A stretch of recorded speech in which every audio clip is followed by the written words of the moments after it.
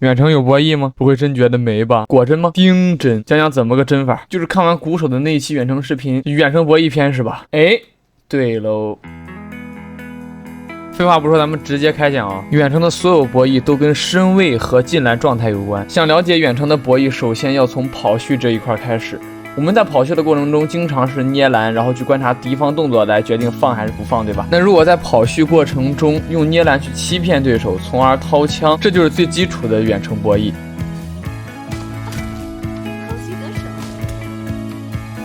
在3排的过程中，我们同样可以使用这个技巧。我们可以在远处通过队友的僵直来用远程补伤害。第一个是保证自己身位的安全，第二个是远程的伤害确实是很足的，没有我们想象中的那么低。然后进入主题啊，就是远程武器的博弈。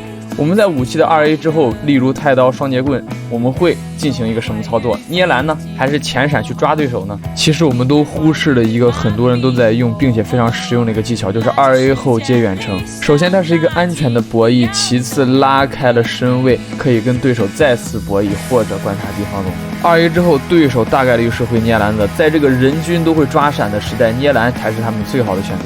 操作方法也非常简单，就是 2A 之后用我们上集说到的所有的这个切枪方式，切出来枪，打一枪之后，一定要跟一个后闪、后短闪或者后长闪都可以，但是一定要跟一个闪，这个后面会说到。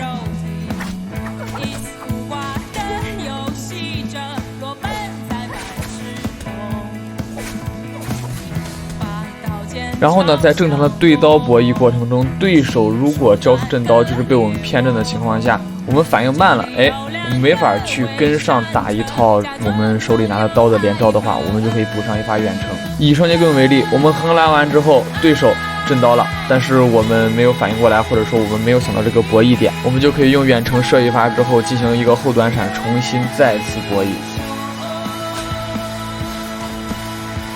之后要讲的就是远程的精髓骗栏，也就是骗对方进栏。进入栏之后有一个最直观的缺点，就是一定会站那儿不动。蓄力的过程中，除了扩刀的左键，都是会站在原地不动的。枪头术就是熟练的运用了这一点。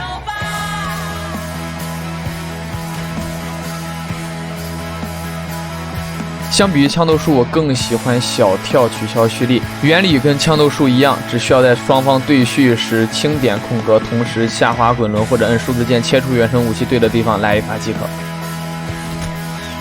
之前的钩锁狙在现版本并不适用，现在大家都学聪明了，不会傻傻的给你勾出一个僵直，都会原地捏栏，从而衍生出了一个新打法。当对手原地捏栏时，我们只需要轻点空格，小跳取消钩锁之后切出远程，面对捏栏的敌人，他站在原地轻松的补上一发远程。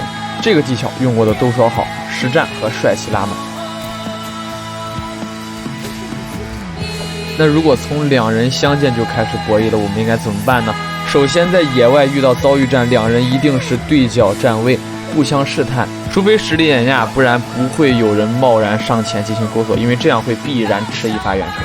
如果对手率先掏出远程对我们进行射击，那我们也要反手掏出远程。如果此时我们再上前压或者进行钩锁的话，那我们就会成为一个活靶子了。在对射过程中，一定要尝试拉近身位，强制对手与我们进行对刀博弈。说到前面我多次强调了，在对刀过程中，如果掏远程的话，在射击之后一定要跟一个后闪，这个是非常重要的。来看一波示范。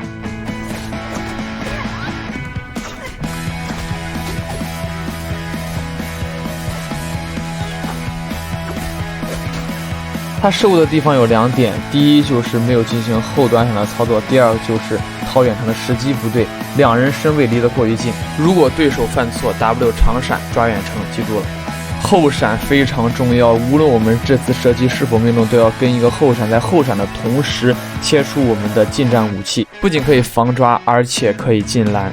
关于远程武器的所有呢，我在上下2集都已经给大家讲完了，相信大家看完这2集之后呢，自己远程武器的理解和熟练度也会提升。那就这样吧， Be strong 兄弟们，散会。